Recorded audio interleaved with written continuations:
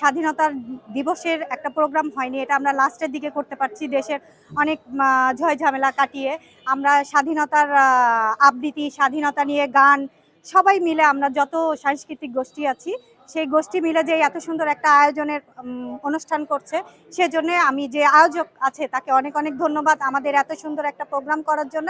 আর সবাই মিলে আমরা একসঙ্গে মিলিত হয়েছি, এটাই আমাদের সবচেয়ে বড় ভালো লাগছে। আবৃত্তি আছে সব স্বাধীনতার উপর, স্বাধীনতার উপরই গান আছে। 200-র বেশি সার্ভিস ও ফিচারে লেনদেনের সব বিকাশ অ্যাপে সম্ভব। বাপের অমর চেহারা আমি কোনোদিন দেখি নাই। পাশের মা দিদিগুলির সম্মুখে আমাকে কাছকে ডাকে, মাথায় হাত বুলাইয়া কম গলায় বলেছিল, দেখ সাঁঝি, যা করেছিস বেশ করেছি। শোন, তোর মা, তার মায়ের মা, তার মায়ের মা সবাই করেছে কামিনগিরি।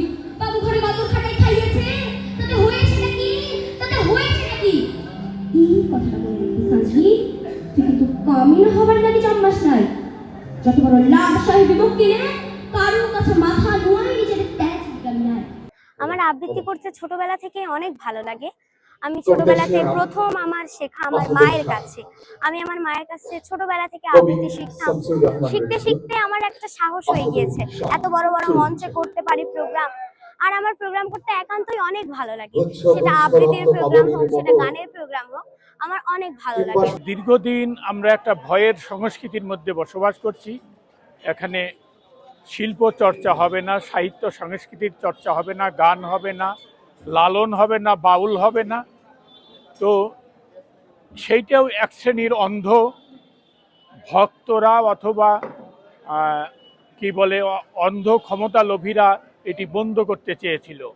তা আমরা সারা দেশেই আমরা এই জাগরণটা তুলে ধরতে চাই যে মানুষের এই কণ্ঠ রোধ করা যাবে না। একটি গণতান্ত্রিক সংস্কৃতি, গণতান্ত্রিক সমাজ বিনির্মাণের জন্যে, মানুষের চিত্তের পিপাসা মেটানোর জন্যে, আনন্দের ধারা বহমান করার জন্যে মানুষের এই সাংস্কৃতিক বা চিত্ত বিনোদনের এই উপায়গুলো থাকা দরকার। সেটি বন্ধ হলে মানুষ পাগল হবে, মানুষ অন্ধ হবে, মানুষ মানে কি বলে প্রতিবন্ধী হয়ে যাবে।